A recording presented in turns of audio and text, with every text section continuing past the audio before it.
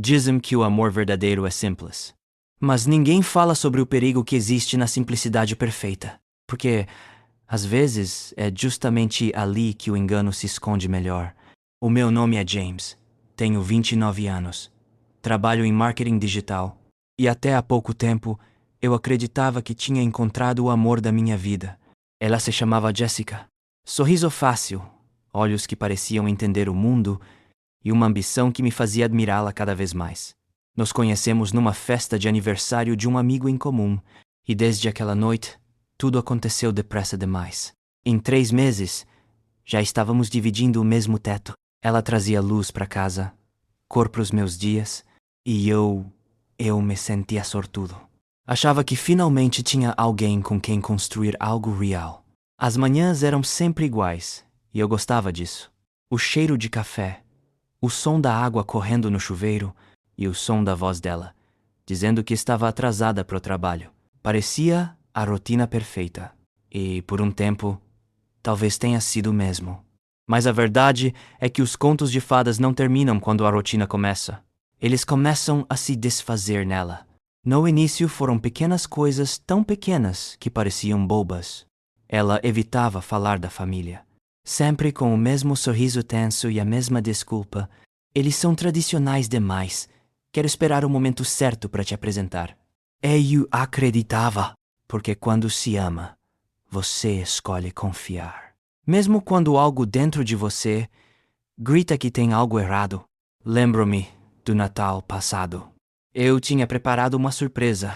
Comprei presentes, reservei uma ceia simples e até pedi folga no trabalho para poder viajar com ela. Mas na véspera, ela me abraçou e disse: Amor, acho melhor eu ir sozinha este ano. Meus pais ainda não estão prontos para te conhecer. Eu sorri e disse que entendia.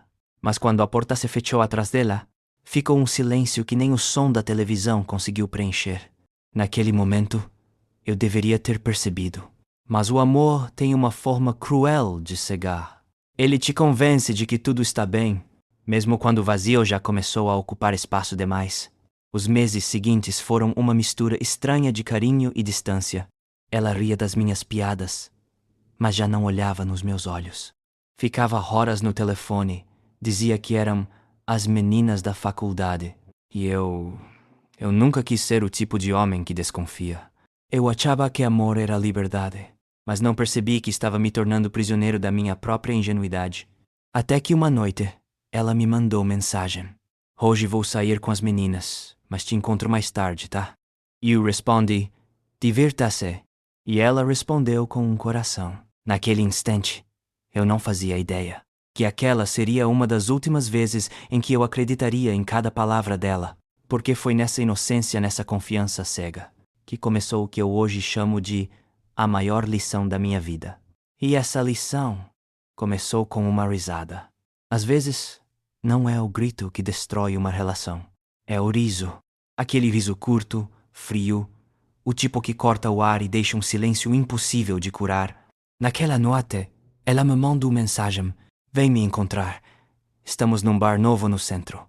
Eu hesitei por um segundo. Ela raramente me chamava para sair com o grupo dela, mas pensei, talvez finalmente queira me incluir de verdade. Vesti uma camisa que ela gostava, comprei uma garrafa de vinho para levar depois para casa e fui. O bar era cheio, luz baixa, música alta. Vi Jessica de longe, cercada por amigos, rindo alto, como se o mundo fosse dela. Quando me aproximei, ela não levantou, apenas acenou, com um sorriso distante. Sem beijo, sem toque, apenas um gesto, frio.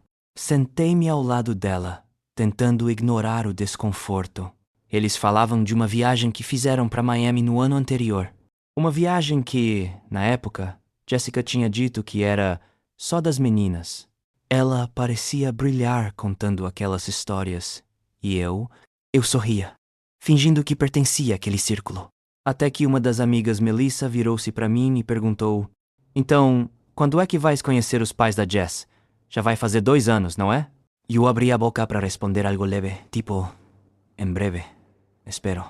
He's been there and he's find, they're signed and room.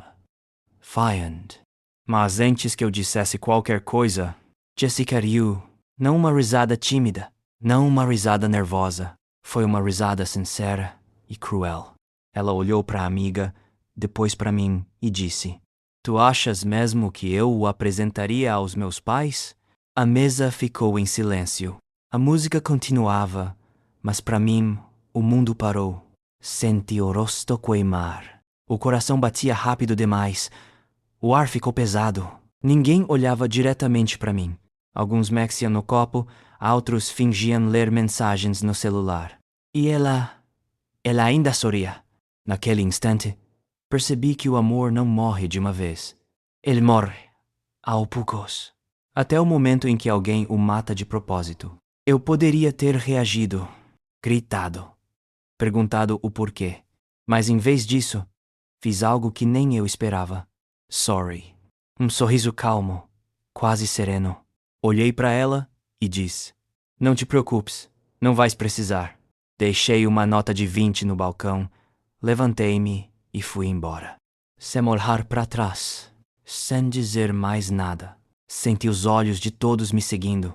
Senti o peso do riso dela ainda ecoando dentro de mim, como se cada gargalhada fosse uma lembrança queimada na pele. No carro, as mãos tremiam, não de raiva, de incredulidade. 2 anos. 2 anos de confiança, de planos, e no fim, eu era apenas o motivo da piada. Esperei por uma mensagem. Pedido de desculpa. Não foi bem isso, mas o telefone ficou mudo por horas, até que, quase meia-noite, ele vibrou. Mas não era ela. Era Lauren, a melhor amiga dela. A mensagem disse apenas: James, precisamos conversar. É importante. Naquele momento, senti o estômago revirar. Não era curiosidade, era pressentimento. Algo em mim sabia que a risada daquela noite não tinha sido o fim, tinha sido apenas o começo. Porque o verdadeiro silêncio é aquele que vem depois da verdade. E naquela noite, eu ainda não fazia ideia do que estava prestes a ouvir. O silêncio daquela noite foi diferente. Não era o silêncio de quem está sozinho. Era o silêncio de quem acabou de perder algo e ainda não entendeu o quê. Fiquei sentado no sofá, olhando pro nada, enquanto as palavras dela ecoavam na minha cabeça como um refrão cruel. Tu achas mesmo que eu o apresentaria aos meus pais? Cada vez que repetia essa frase, sentia uma parte de mim desmoronar. A raiva ainda não tinha vindo. Era vazio, como se o mundo tivesse ficado cinza de repente. Foi então que o telefone vibrou de novo. Lauren, a melhor amiga dela. Aquela que sempre me tratou com respeito, que dizia que eu era bom demais para ser verdade. A mensagem dela era curta, mas cortante. James, precisamos conversar. Agora. Respirei fundo e liguei. Do outro lado, o som da respiração trêmula. Ela parecia nervosa. Eu não sei como começar. Então começa com a verdade, respondi. Houve um silêncio pesado. Depois, ela disse: Jessica está te traindo, James. Há meses. And save was no sprain. Por um segundo, achei que tinha ouvido errado. O coração parou. O ar sumiu. O quê? Perguntei, quase sem voz. Desde abril. Com um cara chamado Connor. Conheceu ele num evento de trabalho. A gente achou que tu sabias. Ela dizia que o relacionamento de vocês já tinha acabado, que tu só estavas lá por conveniência. Conveniente. Aquela palavra ficou martelando na minha cabeça como um eco distante. Conveniente. Então, era isso. Eu não era amor. Era conforto. Um teto. Uma conta paga. Uma presença estável enquanto ela vivia outra vida. Lauren continuava falando, a voz dela embargada. Hoje, depois que saímos do bar, ela riu de ti no estacionamento. Disse que tu eras bonzinho demais para reagir. Eu não consegui ficar calada. Tu não mereces isso. Senti o chão desaparecer. A sala girava. Olhei em volta, tentando encontrar algo para segurar qualquer coisa. Mas só encontrei o reflexo de mim mesmo na janela.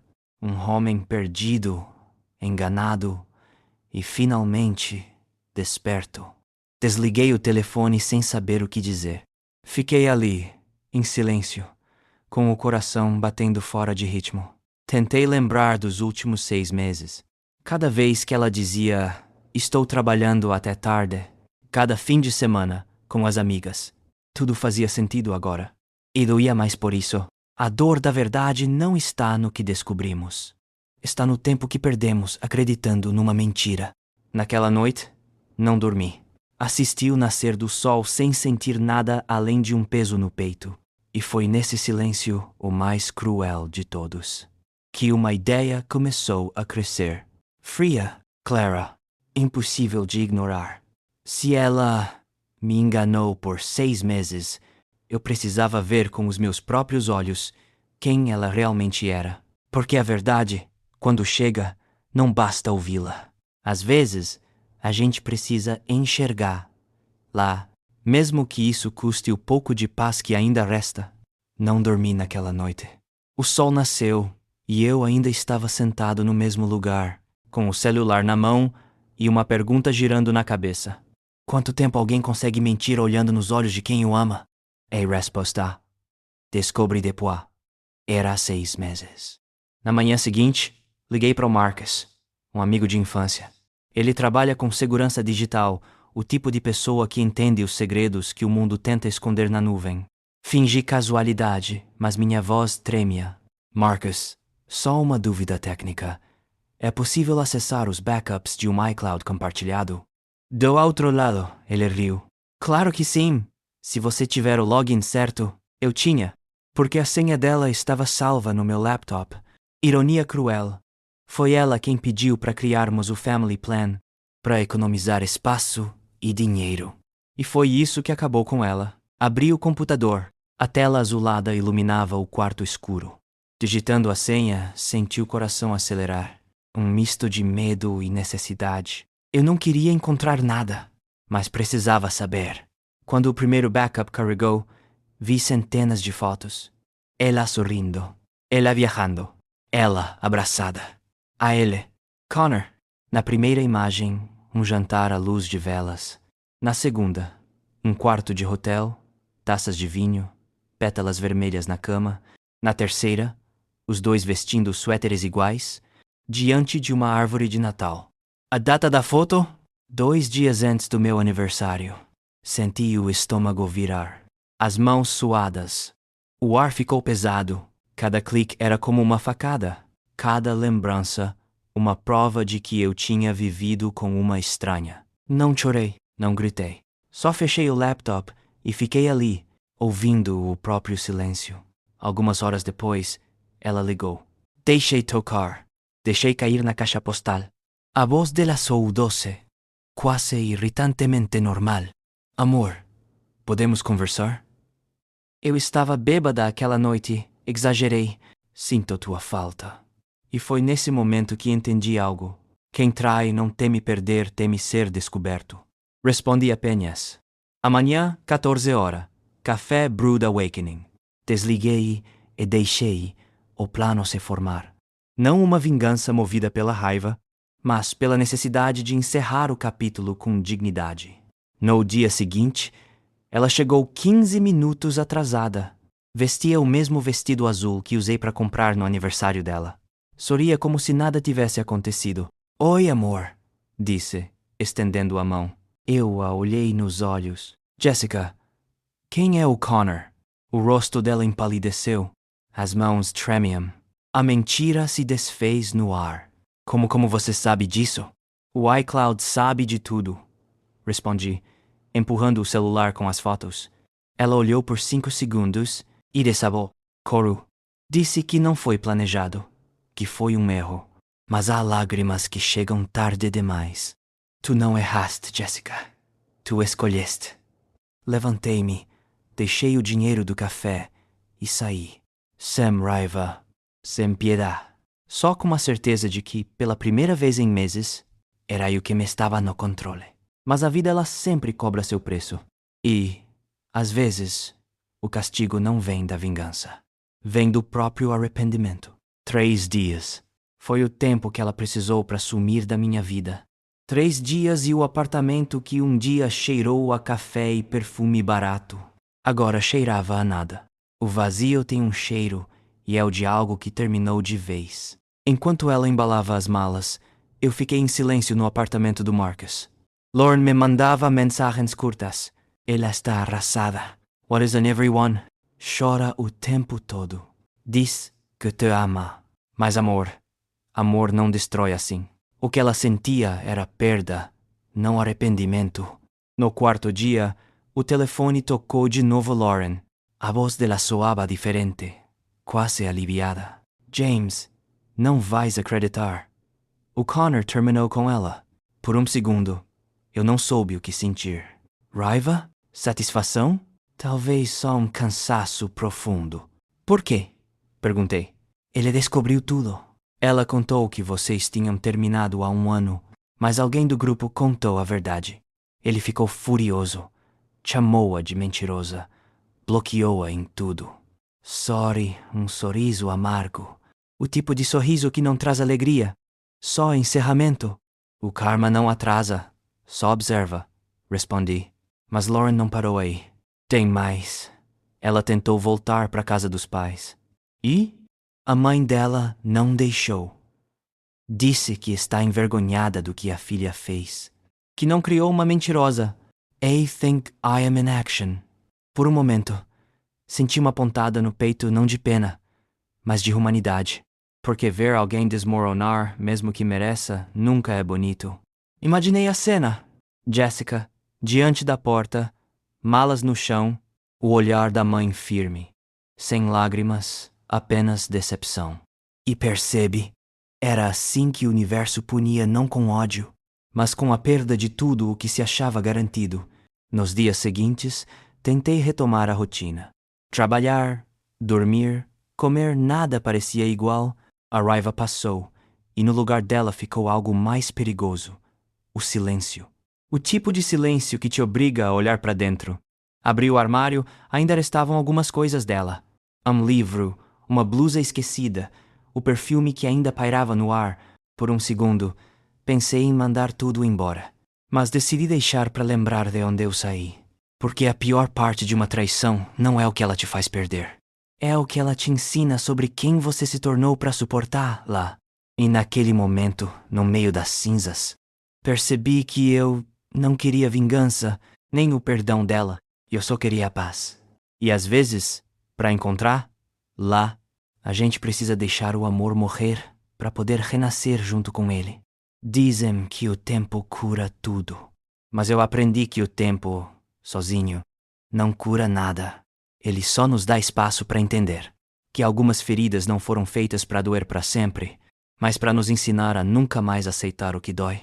As primeiras semanas depois do fim foram estranhas. Acordar e não ouvir o som do secador, não ver 2 canecas na pia, não receber mensagem de bom dia, parecia o fim do mundo. Mas, aos poucos, percebi que era o começo de um novo. Comecei a fazer pequenas coisas por mim. Cozinhar de novo, sair para caminhar, aprender a ficar em silêncio sem me sentir só. E foi numa dessas caminhadas que eu conheci Rachel. Ela estava sentada num banco do parque, tentando segurar o cachorro que puxava a coleira como se tivesse pressa de viver. Rimos disso. Conversamos por horas, sem perceber o tempo passar. Ela era tudo o que Jessica nunca foi. Presente, simples, transparente. Uma mulher que não tinha medo de olhar nos meus olhos e ficar. No segundo encontro, ela me perguntou algo que me desmontou. Quando vou conhecer os teus amigos? Quero saber quem são as pessoas importantes para ti. Eu sorri e percebi era a primeira vez, em muito tempo, que sorria de verdade. Responde, quando quiseres. E naquele instante, entendi o que significa amor de verdade. Não é o que te faz perder o chão, mas o que te dá vontade de construir um. Não é o que te consome, mas o que te acalma. E, principalmente, não é o que te faz duvidar de quem tu és, mas o que te lembra que tu mereces ser amado sem medo. Sim, ainda há dias em que lembro de Jessica. Não com raiva, mas com gratidão. Ela foi o erro que me ensinou o valor da verdade, o caos que me mostrou o que é paz, e o espelho que me obrigou a enxergar a pessoa que eu me tornei. O amor verdadeiro não é encontrar alguém perfeito, é encontrar alguém que te faça sentir inteiro, mesmo com as tuas cicatrizes, porque no fim não é sobre quem partiu, é sobre quem ficou. E, desta vez, quem ficou fui eu. Se você já amou alguém que te fez duvidar de si mesmo, lembre-se, não foi tempo perdido, foi crescimento disfarçado de dor. E quando o amor certo chegar, você vai saber. Porque ele não vai te fazer implorar, vai te fazer renascer.